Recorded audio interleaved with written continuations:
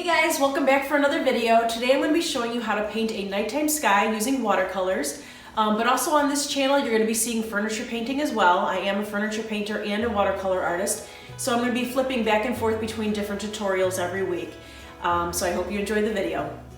Okay, so I'm going to be using my Canson watercolor paper. It's 140 cold press. I'm going to be using my Grumbacher brushes, a size 10. And I'm not sure yet, but I have a size 0 and a size 5, but I'll let you know when I switch brushes. I'm not sure what I'm going to be using yet. And I have my watercolors, which is my Winsor Newton, and a paper towel and some water. Oh, and one other thing that I'm going to be using at the very end is Doc Martens white ink. So I'll show you how to use that too. So, okay, so first thing we're going to do is we're going to wet the area that we want to use, that we want to paint. So I'm gonna just, if you're gonna be saturating your whole paper, you wanna tape this down just so it doesn't buckle on you. But I'm not going to be saturating my whole paper, so I'm just gonna be leaving like a rough border here. The size that I'm gonna be spacing out is probably about a 4x6, just to let you know. Okay.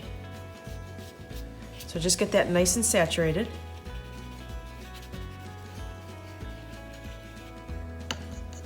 All right, and you're gonna wanna start with, I'm gonna be doing probably, which one is this? This is the Ultramarine. So I'm gonna get my paint wet here. Get some water on there.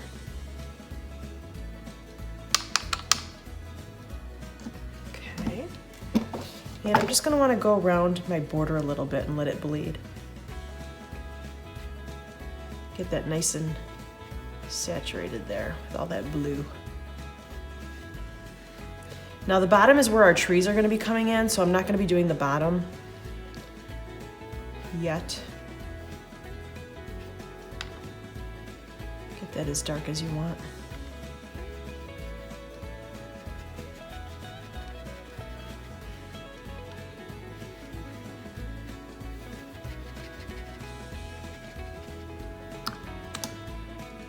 And then I'm going to come in with a little bit of my SAP Green.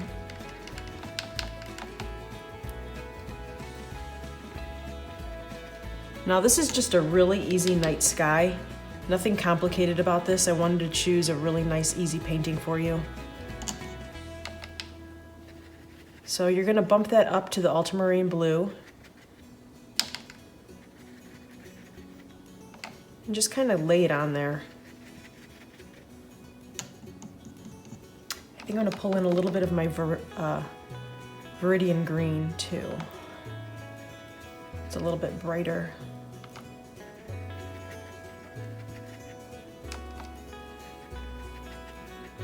And you want to mix those two together, so. Now if I was using my Arches watercolor paper, it would really be blending. But for this easy little painting, I chose to use the Canson paper. It gives you pretty much the same effect on this painting. Because I did do, I'll show you in a little bit, I did do this painting on Arches watercolor paper as well. And there wasn't that much of a difference. Okay, so now I'm going to be pulling in a little bit of my Payne's Gray. Get that wet. And I'm going to be going over the borders a little bit here, just to pull in a little bit darker. And mix that in with your Ultramarine Blue.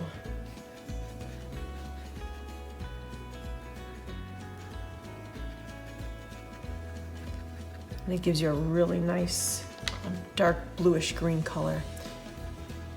And if it's a little too gray, just pull in a little bit more of your Ultramarine Blue for your border.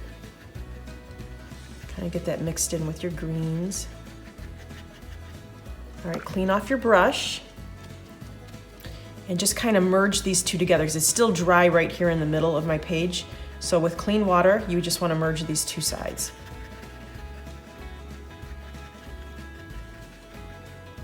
Put in a little bit more of the SAP Green.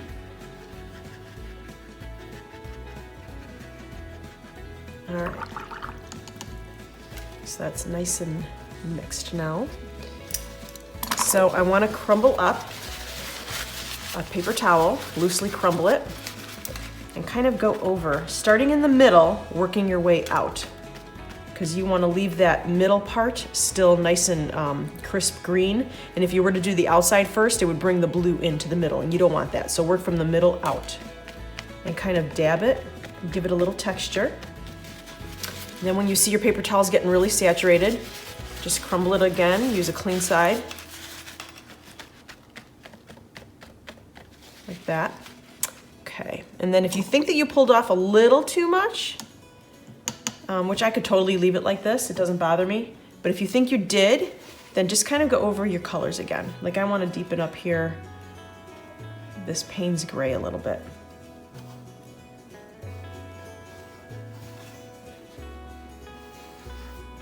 Mix that in.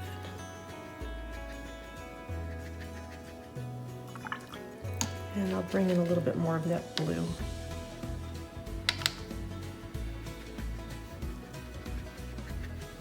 And you can play around with this all day. You just kind of have to know when to stop. All right. Now see how I've got a blended edge here and a crisp edge there? If you start getting that, just take a clean brush and merge them together.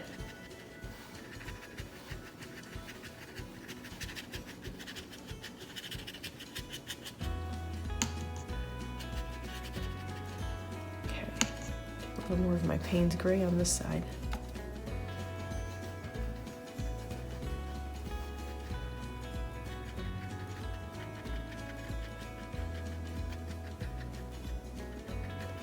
All right, and then you're gonna either let it dry, or you could take a blow dryer or a heat gun and lightly dry it, which I'm gonna do now. I'm gonna use my heat gun and I'm gonna dry it. Okay, so now that it's dry, you can see if you want to do another little layer, and I do. So I'm going to bring in the same colors, my Ultramarine Blue. I have a little too much of that green in the middle, so I am going to come in with another little layer here.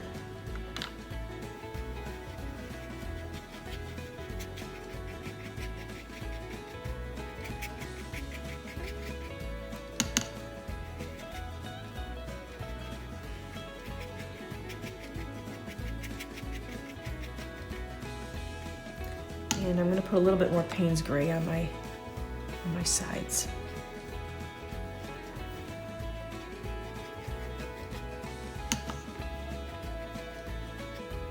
So it just depends on what effect you want to go for. Do you want your colors to be deeper? Do you want them to be a little bit more translucent and delicate?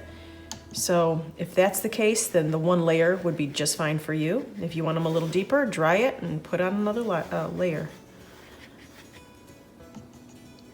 Kind of get that blended together.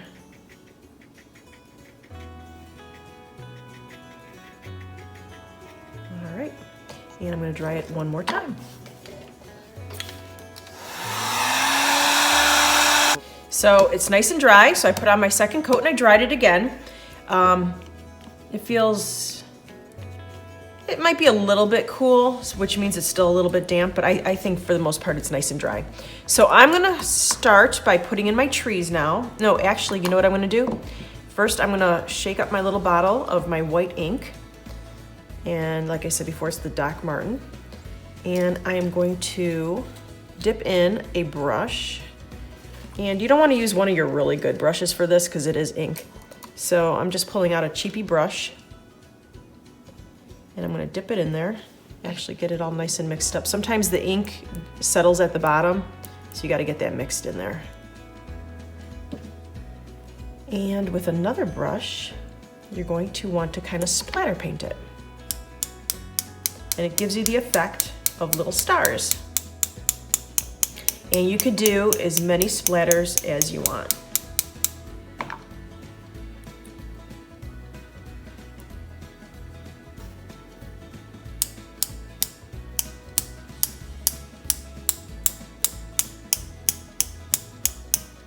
And if you want a really big star, what you can do is just dip your brush in there, make a little circle, and then I kind of go up and bring out the paint so it's like a little star. So if you want, you know, a couple of those on your page, you could do that too. Otherwise, if you want to just leave it as the little specks, I like that too.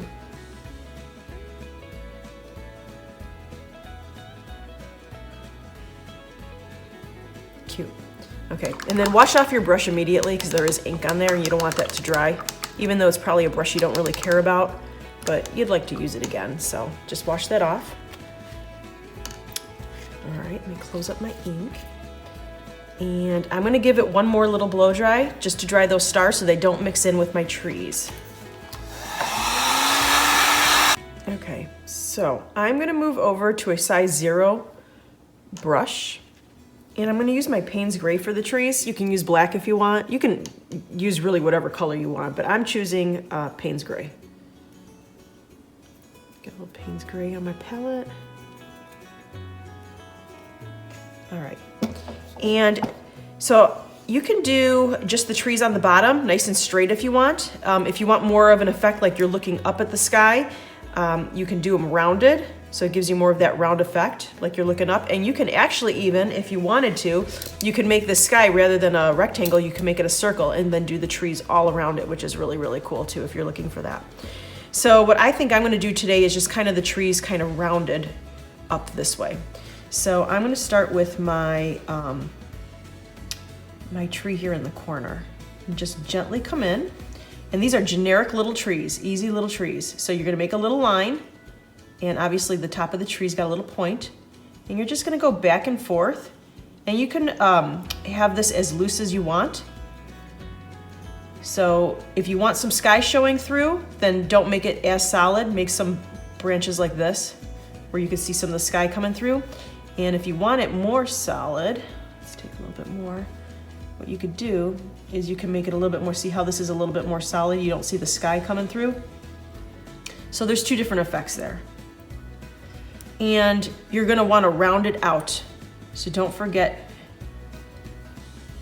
to do your corners, so then that way kind of guides you a little bit and reminds you that you have to do it kind of rounded like this.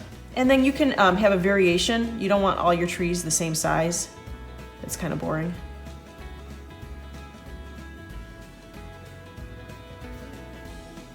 And I'm just using Payne's Gray. And then you can go over them. And then as they dry, if you see that it's just a little too light for you, you can always give it a second or third coat.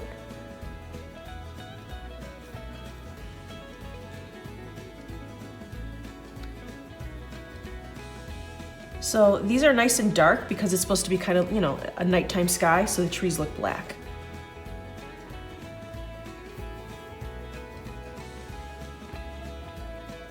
And with the sky, you could choose any colors you want. You didn't have to do what I did with the greens and the blues. You can make it more of a purple sky. You can make it more of an orange sky, depending on what time of the day it is.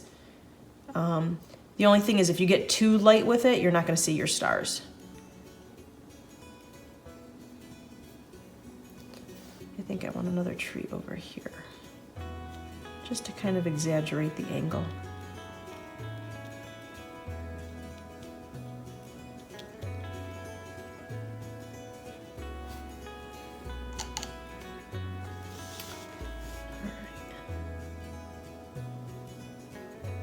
And you could put your trees close together if you want, or you can leave some of the sky showing through. I like the sky showing through, because I think it's really pretty, but you don't have to. So I am gonna go over here just so I don't lose my angle, and I'm gonna put in my, my tree over here. And I've got a really shaky hand, and you're just kind of putting in these lines, just going back and forth, back and forth. So this is a really simple project. Even kids can do this. If you want to have fun with your children and just do something kind of an easy little painting, this is a nice one for them. Because there's no particular way that it should look. Everybody's sky is going to be different. Everyone's trees are going to be different.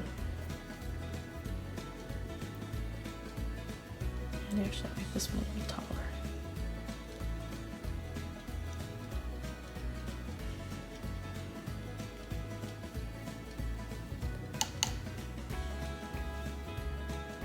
And if you made a bunch of these, they'd be really cute, like as a holiday card. You could put like maybe a little gold star up there in the sky. That'd be really pretty, because it does kind of look like a winter sky.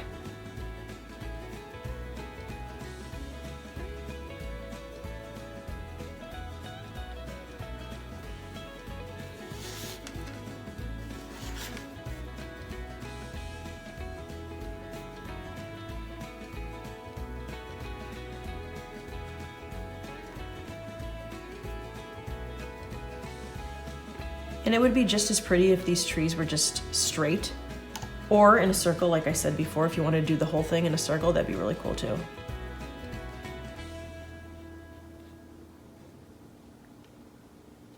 And then you can play around with different heights of your trees. If you see that they're all kind of looking the same height and that's bothering you, just makes them a little taller.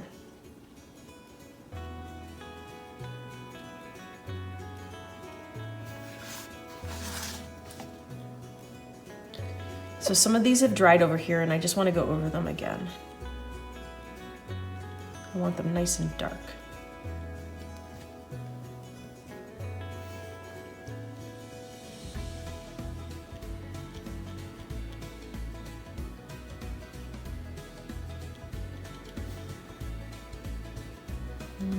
That's about even. I think I'm going to just add another little one over here.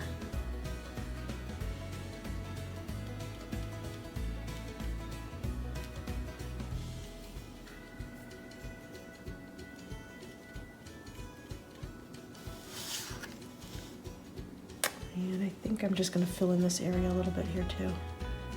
Maybe put a little tree right there.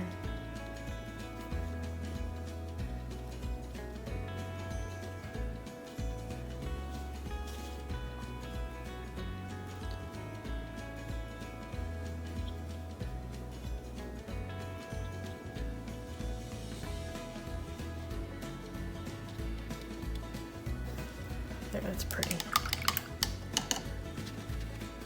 All right, so this is on the Canson paper. And then last night I had done it on my Arches watercolor paper. So I just want to show you the different effects.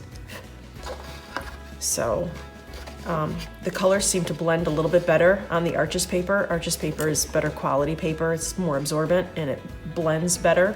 But if you don't want to have that completely, let's say you're doing a painting that is supposed to be a little bit more precise, you don't want to do it on Arches paper, you want your lines a little crisper, then do it on Canson paper. That leaves your lines a little bit crisper. But I like the effects of both. I don't really see that much of a difference. My green turned out a little bit brighter on the Arches paper, but other than that, I don't see much of a difference. I hope you enjoyed the video and learned a little something, and don't forget to subscribe to this channel if you liked what you saw. And I do furniture painting, like I said in the beginning of the video, so you will be catching some of those tutorials on this channel as well. You can follow me on Instagram and Facebook. So I hope you enjoyed the video and have a great day. Bye.